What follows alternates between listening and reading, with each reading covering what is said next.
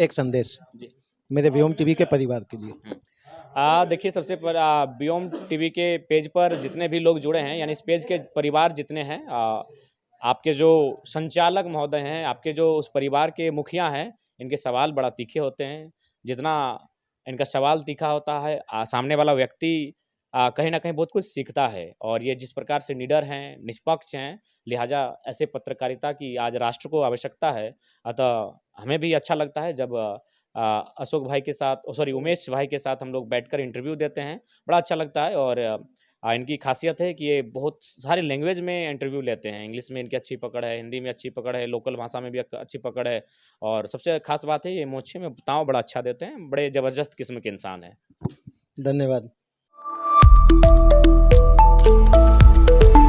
नमस्कार, व्योम टीवी के पेज में श्रीमान 2024 की रणनीति के अंतर्गत जयराम महतो जी का जिस तरीके से आगाज हुआ है, कहीं ना कहीं 55% युवाओं को एक तरफ करवट करने में मुझे लगता है प्राथमिक स्थिति से सफल है। चलिए, जयराम जी मिल गए, अपनी गोलबंदी के अंतर्गत इनसे कुछ जानकारी लिया जाए कि गिरिडीह जी के अंतर्गत जो थकावट है वो किस तरीके से दूर कर रहे हैं। दादा, पहले तो आपका स्वागत। धन्यवाद दादा, आपका भी अभिनंदन करते हैं, स्वागत करते हैं लोकतंत्र के चौथे पिलर का। और उम्मीद है कि आपके माध्यम से हमारी आवाज़ गांव-गांव तक जाएगी। माँ कसम, इस सुबह से शाम तक जो आप घूम रहे हैं कि घुमा रहे हैं? देखिए, हमने पहले ही कहा है और मैंने स्वीकार ये भी किया था कि बेशक जो बाकी राजनीतिक दल के नेता हैं वो उम्र में हमसे काफ़ी बड़े हैं, कोई हमसे 2 गुने होंगे, कोई 3 गुने होंगे, लेकिन जब जोश और जुनून की बात आएगी किसी को टिकने नहीं देंगे। तो वो तो युवा हैं, तो युवा का जो ताकत है उसे तो एक तो नागिन फिल्म आया था, उसमें नगीना फिल्म आया था, उसमें गाना था, तूने बेचैन इतना मुझे जियादा किया, मैं तेरी हो गई ये वादा किया। तो ये वादा जो आप निकले थे अकेले तो चाची मानटार से, अब ये गोलबंदी करते करते ये 14 जो लोकसभा का क्षेत्र है वहां पर आ गए। तो ये जो गाना है ये वाकई हम मान ले कि जयराम महतो उसी पैटर्न पर चल रहे हैं क्या? देखिए, निश्चय ही कुछ चीज़ें जो भूतपूर्व में घटित होती है वो चीज़ें भविष्य में और वर्तमान में दिखती हैं। तो लिहाजा हम लोग एक बेहतर स्थिति के साथ अपने रूट चार्ट को फॉलो करते हुए आगे बढ़ रहे हैं और इससे हमें अपने आप को एक मजबूत स्थिति में पा रहे हैं। अच्छा, जेबी केसेस के अंतर्गत पैसा कमाने वाला नेता आएगा कि नहीं? देखिए, क्यों नहीं आएगा? जिसके पास सफ़ेद मनी होगी, ये तो पाबंदी नहीं है, बस ब्लैक मनी ना हो और एक साफ छवि का व्यक्ति हो, अपनी मेहनत से, अपने परिश्रम से कोई अगर लाखों रुपया कमाए तो मुझे आपत्ति नहीं। मैंने अपने लेकिन दो धनबाद के अंतर्गत तो उम्मीदवार घोषणा करने में आपको लग रहा है कि 2-4 दिन के अंतर्गत करेंगे कि 1 आध महीना के अंतर्गत? आज ही कर देंगे, आज धनबाद लोकसभा उम्मीदवार की घोषणा कर दी जाएगी। देखिए, एक्चुअली धनबाद की घोषणा इसलिए नहीं हो रही कि धनबाद को लेकर मेरे ही नाम की रायशुमारी थी। तो 2 सीटों से लड़ना, नई पार्टी आसान नहीं लग रहा है अभी और हम लोग गिरिडीह को फतह करने की स्थिति में हैं, तो थोड़ा-सा चाहते हैं कि माहौल को पॉजिटिव ही रखें, इसीलिए हम लोग धनबाद में विलय किए। बाकी ऐसा नहीं है, हमारा संगठन तैयार है और चुनाव कोई व्यक्ति तो लड़ने नहीं जा रहा है, एक विचारधारा लड़ने जा रही है और विचारधारा झारखंड में स्थापित हो चुकी है। तो लिहाजा अगर हम लोग 4 दिन पहले भी प्रत्याशी की घोषणा करेंगे, तो वो बेहतर स्थिति में होगा, ये हम कह रहे हैं। बाकी घोषणा तो आपका ऑटोमेटिकली 20-25 दिन पहले किया जाता है। अच्छा, धनबाद को लेकर और गिरिडीह को लेकर क्या कुछ आपकी पार्टी के तरफ से एक बेहतर रणनीति केवल युवाओं की तरफ आपका चोट रहेगा, या युवाओं को आप अपनी ओर आकर्षित करने में लगे हैं, या वाकई बाहरी का जो समीकरण 33% का है उस पर भी आपका ध्यान गया है? देखिए, सबसे पहली बात आपने युवा की बात कही और आपने बताया 55%, तो एक बहुत अच्छी सुखद अनुभूति हुई आपके मुखारबिंद से ये सुनकर। तो सबसे पहले हम लोग युवाओं को साधेंगे और देखिए, चूँकि युवा भविष्य हैं और जो उनके घर में बुजुर्ग बैठे हैं वो युवाओं के लिए ही अपना जीवन यापन कर रहे हैं और अपने जवानी को खपा रहे हैं, अपने दिन भर के दिनचर्या को खपा रहे हैं, 2 पैसे का वक़्त दे रहे हैं, 2 पैसे कमाने के लिए कि अपने युवाओं को मजबूत कर सकें। तो हम लोग युवाओं को साधेंगे। युवा का मतलब होता है पहला एजुकेशन, हम एजुकेशन पे बात करेंगे। एजुकेशन पे जब हम बात करेंगे तो ये पीछे लोग सब बाकी हैं हट जाएँगे, इसलिए हट जाएँगे क्योंकि इनके पास तमाम जो दोनों प्रत्याशी हैं, उनके पास बीएड कॉलेज हैं, उनके पास कॉलेज हैं, तो वे क्या कर रहे हैं, एजुकेशन को बिज़नेस के तौर पे प्रयोग कर रहे हैं। और अगर आप युवा की बात करना चाहते हैं तो आपको एजुकेशन पे बात करना होगा।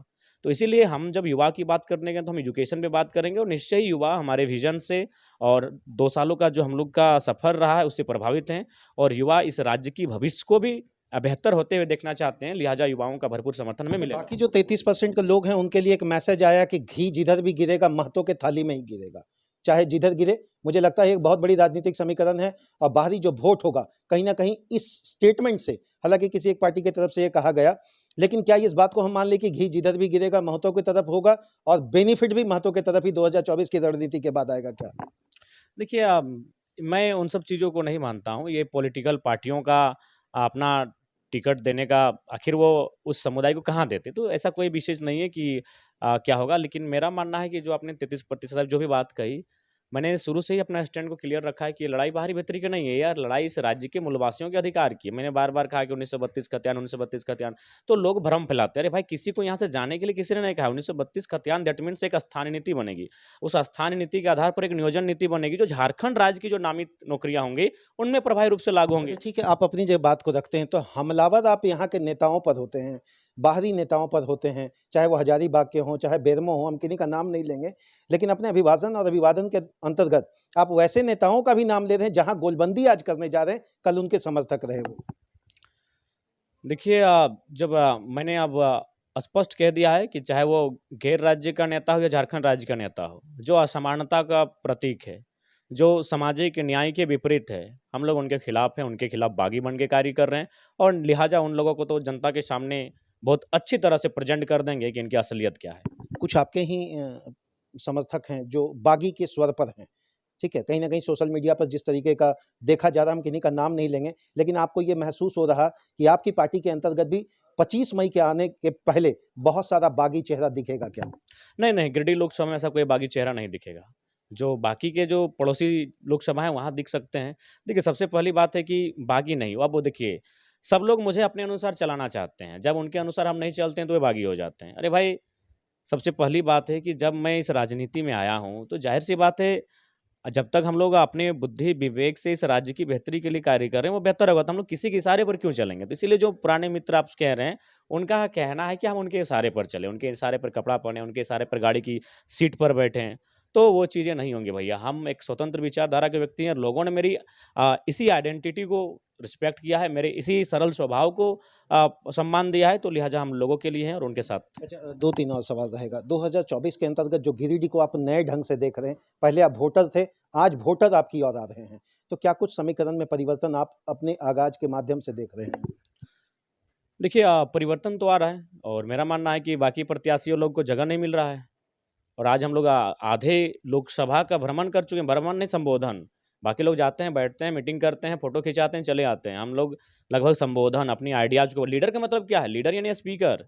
लीडर को अपनी चीज़ों को बताना होगा, आप चुनाव क्यों लड़ रहे हैं। ये बताते भी नहीं, जाके फ़ोटो खिंचाते, हाँ, हमरा अबरी भोटवा दिया। हम उनको चीज़ों को बताते हैं कि हम लोग कैसे इस राज्य को बेहतर कर सकते हैं, या फिर एक सामाजिक न्याय का मतलब क्या होता है, सत्ता का केंद्रीकरण क्या होता है, विकेंद्रीकरण क्या होता है, एक इकोनॉमी जो हमारी इस राज्य की है वो कहाँ से आएगी, किस प्रकार से हम राज्य में छोटे-छोटे संसाधनों के माध्यम से, उद्योगों के माध्यम से इस राज्य के जो युवा बाहर पलायन कर रहे हैं, उनको इस राज्य में रोक कर रखने में सफल अच्छा हों। जयराम जी, what will be your second step regarding the matter of 1932? Do you identify anyone that who is Jharkhandi and how can you recognize someone that who is under the panel of Jharkhand? देखिए, सबसे पहली बात मैंने स्पष्ट कहा है कि जिन लोगों की 2 राज्यों में पहचान नहीं है, वो झारखंडी हैं और मैंने यहाँ तक भी रियायत बरतने का कार्य जी, किया। आज आप अपना स्वर बदल रहे हैं। 2 राज्यों में जिनकी पहचान नहीं है, पहले 2 राज्यों में जिनकी पहचान है, अगर आज वो वोटर कार्ड हटा दिए, आधार कार्ड वहाँ से हटवा कर झारखंड में आ गए, क्या नहीं, उनको नहीं। मानेंगे क्या? देखिए, सबसे पहली बात है कि ठीक है, आपने राशन कार्ड, वोटर कार्ड मायने नहीं होता है। मायने होता है कि 2 राज्यों में आपकी स्थिति क्या है। आपका वहाँ भी पुश्तैनी मकान है। उदाहरण के लिए हम राय सिन्हा जी का नाम लेते हैं। कुछ दिन पहले उन्होंने एक स्टेटस लगाया था कि अपने पैतृक आवास में पूजा-अर्चना करते हुए। चलिए, उनकी पूजा को हम भी पूजा नमन करते हैं। लेकिन ये कैसा है भाई कि आपका पैतृक आवास भी है, आप वहाँ भी जाते हैं, आप यहाँ भी हैं। तो मैं स्पष्ट कहना चाहता हूँ, जो लोग क्लियर हैं कि हाँ, हमारा दोनों राज्यों में है, तो भाई ये तो उनके अच्छा, बिहार के महतो जी लोग अगर बुलाएँगे जयराम महतो जी को, तो कहीं एक दिन गोलबंदी करने के लिए चलेंगे क्या? देखिए, महाराष्ट्र में चल जाते हैं, यूपी में चल जाते हैं, दिल्ली में चल जाते हैं, बिहार में ही हम बात करते हैं। मेरे मन में एक प्रश्न आया कि चलिए बिहार का महतो जी भी बहुत सारे लोग वहाँ काम कर रहे हैं और ये कर रहे हैं, तो वहाँ पर एक दिन गोलबंदी की बात रखी जाए क्या? देखिए, जहाँ भी मज़दूर लोग हमारे कार महतो जी क्यों? हमें तो हैदराबाद में गए थे तो यादव जी लोग थे और बाकी जैसे ऐसा नहीं कि अब देखिए, सबसे पहली बात है कि लोग इसी बात का भ्रम फैलाएँ कि कास्ट में लोग हमने बाँटा। आज अब इनको दर्द होने लगा जब सभी कास्ट के लोग हमारे साथ आने लगे। अब जब अल्पसंख्यक का एक बहुत बड़ा हिस्सा, चूँकि अब तक लोगों ने इन्हें वोट बैंक माना था, जब वो हमारे सामने आने लगा तो लोग उस पे भी नफ़रत बाँटने लगे कि आप अच्छा, वोट बैंक इनको माने थे, तो आप क्या माने हैं? आप नहीं, जो यहाँ पहुँच रहे हैं, आप नहीं, भी तो उसी नहीं, श्रेणी के बिल्कुल। अंतर्गत इसको जी, नया नहीं। समीकरण बनाने में लगे हैं। हमने नया समीकरण नहीं, हमने विचारधारा, आज तक हमने कभी अल्पसंख्यक से नहीं कहा कि आप हमारे पक्ष में मतदान कीजिए। हमने उनको ये कहा कि क्या हम में विज़न है कि नहीं सभी वर्गों को लेकर चलने का। अगर हम में सामर्थ्य है कि हम सभी वर्गों को लेकर चलेंगे, सभी को सम्मान दिया जाएगा, सभी को राजनीतिक नेतृत्व का अवसर प्रदान किया जाएगा, तो आप हमारे साथ चलिए। तो वे लोग आ रहे हैं, अब तो सब पढ़े लिखे हो गए हैं। हर वर्ग में पढ़े लिखे क्या नौजवान कुछ होने जा रहा है 25 मई को जो गिरिडीह के अंतर्गत वोटरों की तरफ से देखने को मिलेगा? 3 समीकरण है, त्रिकोणीय स्थिति के अंतर्गत है, लेकिन युवा अनुभवी के साथ जो टक्कर है, कैसे देख रहे हैं जी? देखिए युवा बूथ पर युवा रहते हैं और युवा के कहने पर घर के वोटर भी डिसाइड होते हैं। तो लिहाजा यूथ मुझे पूर्ण विश्वास है कि 75% यूथ हमारे साथ हैं और वह इस गिरिडीह लोकसभा की 2024 की तकदीर को तय करने जा रहे हैं। 2024 में अंतिम प्रश्न, अल्पसंख्यकों के लिए आपके तरफ से क्या कुछ होगा अगर आप जीत कर पहुंचते हैं दिल्ली? तो क्या कुछ प्रश्नकाल शून्यकाल या जो भी स्थितियां वहां बनेगी, कुछ ऐसे प्रश्न होंगे जो अल्पसंख्यक के लिए सुखदायक हों? देखिए निश्चय जब हम लोग जीत कर जाएंगे तो सबसे पहले सभी वर्गों की जो हमारे साथी हैं उनको हम लोग बुलाएंगे और उनके अगर उनके अपने से रिलेटेड कुछ इश्यूज हैं तो उन पर हम लोग चर्चा करेंगे और वहाँ से जो एक निष्कर्ष निकल कर आएगा उनको हम सदन तक पहुँचाएंगे। बहुत बहुत धन्यवाद। मुझे तो अपनों ने लूटा, गैरों में कहाँ दम था, मेरी कश्ती वहीं डूबी जहाँ ठंडा और गर्म दोनों पानी कम था। कहीं डूब जाएगा तो बच जाइएगा, लेकिन ठंडा गर्म दोनों नहीं मिल रहा। गिरिडीह है जनाब, तीनों दिग्गज नेता हैं, तीनों महतो जी हैं। घी महतो जी तरफ गिरेगा, एकदम तय है। माँ कसम, न लाग न लपेट, न पक्ष न विपक्ष। प्रश्न तो बनेगा। अभी जयराम जी जिस तरीके से अल्पसंख्यक को लुभाने में घोषणाओं के माध्यम से उनके ही आवाज पर लगे हैं, मुझे लगता है आने वाले समय में कहीं रुख न बदले, पैनल इसी तरीके से पूछा जाएगा। जय हिंद श्रीमान, बहुत बहुत धन्यवाद। मिठाई खिला दीजिएगा, जीत हाथ दोनों का मेरे तरफ से।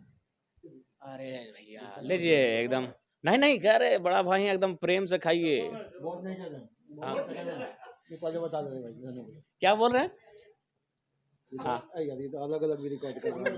नहीं नहीं क्या बोल रहे हैं जरा बोला जाए। बोल नहीं जा रहा है, पूरा क्लियर नहीं कर रहा है। वोट आप देंगे ही, आप देंगे, आपका पूरा परिवार देगा, हमें पूर्ण आशा है। आप गजब बात करते हैं, आपका वोट